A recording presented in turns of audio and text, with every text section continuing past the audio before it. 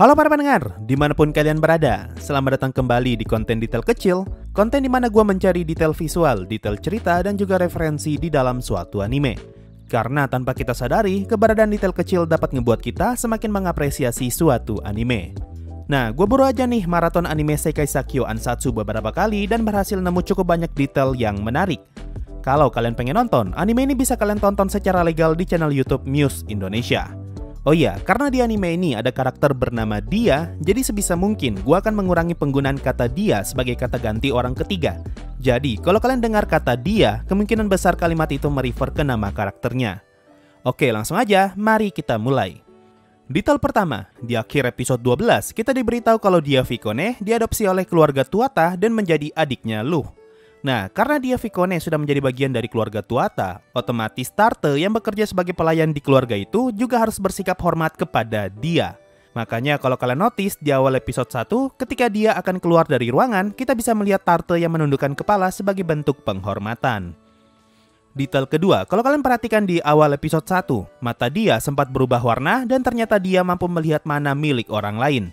Nah, satu-satunya mata yang memiliki ciri khas seperti itu adalah mata sihir milik keluarga Tuata. Ini artinya, dia juga mendapatkan operasi mata sama seperti Luh. Detail ketiga, mungkin banyak dari kalian yang nggak nyadar, meskipun warnanya sama, tapi senjata yang dia gunakan di episode 1 dan episode 2 berbeda. Senjata yang dia gunakan di episode 1 dan 11 memiliki bentuk seperti rifle, sedangkan senjata yang dia pakai di episode 2 kalau nggak salah berbentuk seperti shotgun. Detail keempat, setelah selesai memberikan laporan, tubuh asli Luh diberikan paspor palsu yang adalah paspor Amerika. Ini berarti saat ini Luh sedang berada di Amerika. Makanya terdapat bendera Amerika Serikat di plat mobil yang mereka gunakan sebelumnya. Detail kelima, coba perhatikan meja makan keluarga Tuata di episode 2, lalu bandingkan dengan episode 3 dan 4. Di sini bakal terlihat kalau peralatan makan mereka makin lama makin bagus. Dari yang awalnya hanya sekedar menggunakan peralatan kayu di episode 2, lalu perlahan-lahan mulai menggunakan gelas dan piring, hingga akhirnya masuk di episode 4, terlihat kalau sebagian besar peralatan makan yang mereka gunakan sudah tampak modern.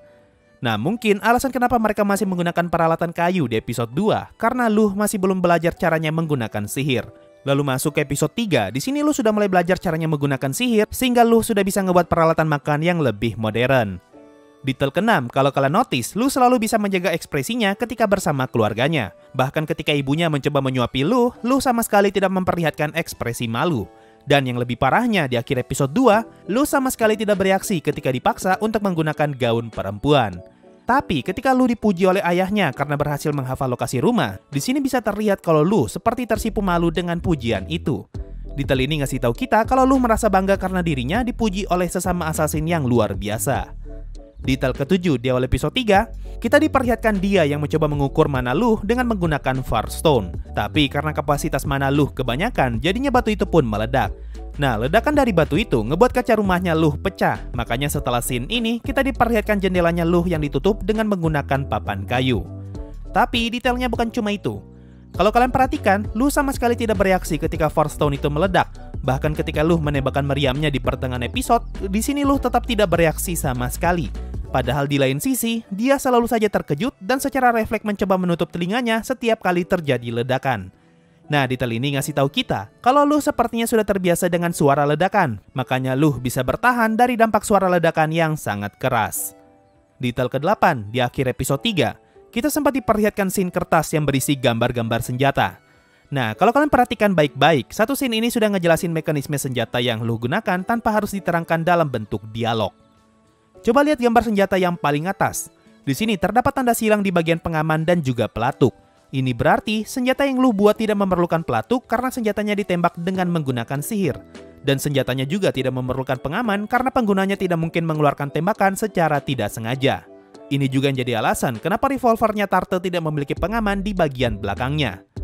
By the way, buat yang nggak tahu, senjatanya Tarte diambil dari model revolver Webley Fosbury. Dan senjatanya dia yang di episode 1 diambil dari model senjata Springfield M1A. Lalu kalau kalian perhatikan gambar di bawahnya lagi, di sini terdapat tanda silang di sebuah gambar yang berbentuk kotak. Gambar ini ngasih tahu kita kalau senjata yang Luh buat tidak memerlukan magazin, karena peluru senjatanya bisa dibuat langsung dengan menggunakan sihir. Makanya kita nggak pernah diliatin Luh ataupun dia yang sedang mengisi ulang senjatanya. Tapi berbeda dengan senjatanya Tarte yang masih membutuhkan peluru, ini mungkin karena Tarte tidak bisa ngebuat pelurunya sendiri. Lalu kalau kita turun ke bawahnya lagi, di sini terlihat gambar pisau. Itu adalah gambaran kasar untuk pisau yang akan Luh berikan kepada dia. Lalu di sebelah kanan, di sini terlihat sebuah senjata berbentuk revolver. Dari gambar ini bisa diambil kesimpulan kalau Luh sudah berencana ngebuat senjata berbentuk revolver jauh sebelum bertemu Tarte. Lanjut, detail ke-9, masih di episode 3. Ketika Luh menggunakan senjata untuk pertama kalinya, di sini dia ngejelasin kalau pelurunya dibuat dari logam bernama tungsten yang ditembakkan dengan menggunakan sihir api. Nah, ada alasan kenapa Luh menggunakan tungsten sebagai bahan pelurunya. Ini karena tungsten adalah jenis logam yang paling tahan panas di dunia. Berhubung pelurunya ditembak dengan menggunakan sihir api, maka sangat masuk akal kalau Luh menggunakan tungsten sebagai bahan pelurunya. Next, detail ke-10. Detail yang ini buat gue pribadi sih, tapi mungkin ada dari kalian yang gak paham dengan kalimat ini. Di episode 4, ketika Luh pertama kali bertemu Tarte, Tarte ngomong kalau dirinya dibuang karena orang tuanya tidak mampu memberi makan semua anggota keluarga ketika memasuki musim dingin. Lalu Luh ngomong sudah seperti bacon. Nah, awalnya gue sempat bingung nih, apa maksud dari kalimat ini? Apakah ini sebuah perandaian atau ada semacam makna tertentu dari kata bacon? Tapi setelah gue nonton ulang, ternyata kalimat ini merefer ke perkataan Luh di awal episode 4. Di sini Luh menjelaskan bagaimana caranya para warga mulai bisa beradaptasi dengan perubahan musim, di mana mereka menambah jumlah hewan ternak di musim panas ketika pasokan makanan melimpah, dan mengurangi jumlah hewan ternak di musim dingin ketika pasokan makanan berkurang. Semua itu dilakukan untuk bisa mengontrol jumlah makanan yang dikonsumsi pada saat musim dingin. Nah, perumpamaan ini mirip seperti kondisi Tarte pada saat itu, di mana Tarte dibuang dari keluarganya untuk bisa mengurangi jumlah mulut yang makan pada saat musim dingin. Sama seperti hewan ternak yang juga jumlahnya dikurangi ketika memasuki musim dingin. Detail ke-11, di awal episode 5, setelah Luh kembali dari kota, kita diperlihatkan scene di mana Luh sedang berada di depan lemari pakaian. Nah, kalau kalian notice, di dalam lemari itu terdapat gaun berwarna kuning. Itu adalah gaun yang Luh gunakan di akhir episode 2 untuk menyambut kedatangan dia. Detail ke-12, di episode 6, ketika Luh datang untuk membeli Maha, sekilas bisa kita lihat kalau Luh sempat menggunakan mata tuahannya. Ini artinya Luh sudah tahu kalau Maha mempunyai mana, dan inilah alasan kenapa Luh datang untuk membeli Maha. Kalau kalian ingat, di episode 4, Luh sempat ngomong kalau dia sedang mencari seseorang dengan mana untuk dijadikan sebagai partner. Tapi karena sebagian besar orang dengan mana adalah bangsawan, jadinya dia kesulitan untuk merekrut orang itu. Makanya Luh datang untuk membeli Maha karena dia berhasil menemukan seseorang dengan mana yang bukan berasal dari keluarga bangsawan. Detail ke-13 di episode 7, ketika ada mata-mata yang datang menyusup ke kamarnya Luh, di sini Tarte datang dari arah pintu dan menyerang orang itu. Lalu beberapa saat kemudian, tiba-tiba Maha keluar dari atas atap. Nah, berbeda dengan Tarte yang mendapatkan peran sebagai asistennya Luh, Maha diberi tugas sebagai mata-mata dan assassin. Makanya Maha lebih sering berada di balik bayangan. Ini yang jadi alasan kenapa Maha keluar dari atap sama seperti mata-mata yang sebelumnya datang ke kamarnya Luh. Detail ke-14, ini detail yang paling gua suka. Sepanjang episode 3, kita diperlihatkan Luh dan dia yang mampu menciptakan benda dengan sihir, mulai dari logam, pisau, dan juga senjata. Tapi kalau kalian notice, kita sama sekali tidak pernah diperlihatkan bagaimana cara mereka menghilangkan benda yang sudah dibuat. Nah, di episode 11, setelah Luh berhasil mengacaukan formasi musuh, Luh menggunakan sihir untuk menghilangkan senjatanya. Tapi ternyata senjata itu bukan menghilang, melainkan berubah bentuk menjadi bongkahan logam. Hal yang serupa juga bisa kalian temukan di episode 12 ketika Luh merubah meriamnya menjadi bongkahan logam berukuran besar. Nah, kedua detail ini ngasih tahu kita kalau Luh bisa menciptakan sesuatu dengan sihir, tapi benda yang sudah diciptakan tidak dapat dihilangkan dengan sihir. Jadi untuk mengakali hal itu, Luh pun menggunakan sihir untuk mengubah senjatanya menjadi bongkahan logam sehingga bisa ditinggalkan begitu saja tanpa perlu takut akan diambil orang lain. Detail ke-15 di episode 12, ketika Luh menggunakan sihir untuk mengeluarkan meriamnya, di sini terlihat kalau dia langsung bereaksi ketika melihat lingkaran sihir itu. Reaksi ini ngasih tahu kita kalau dia sudah tahu sihir apa yang akan Luh gunakan, makanya dia jadi orang pertama yang langsung menutup telinganya. Selain itu, reaksi ini juga jadi pertanda kalau dia memiliki semacam trauma dengan meriam itu. Karena kalau kalian ingat, di pertengahan episode 3, dia kagetnya bukan main ketika pertama kali mendengar suara meriam itu sampai-sampai senjatanya terlempar. Dan detail terakhir, Luh ngejelasin kalau senjata yang dia gunakan untuk menyerang setan Magnus terinspirasi dari senjata di dunia asalnya, yaitu Rods from Gods.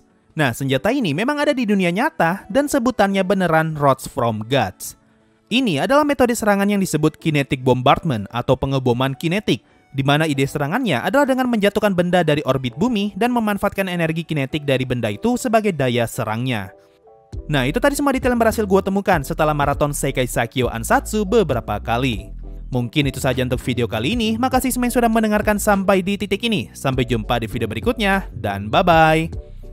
Video kali ini nggak ada Sawerianya, tapi setidaknya gue ucapkan terima kasih banyak untuk para petualang Adamantite di bulan ini, yaitu sang Adamantite pertama El Nino Savelli, Our Lord Nigredo Fans, sang loyalis Fiery J, si spammer halal Jack Selasa 99, si sopan Irfan MZ Muhammad, si biru Bal Padhal, dan si pendatang baru Joseph Rafael Andre. Makasih semua yang sudah donasi sampai saat ini dan telah bersedia gabung jadi membership. Thanks a lot and bye-bye.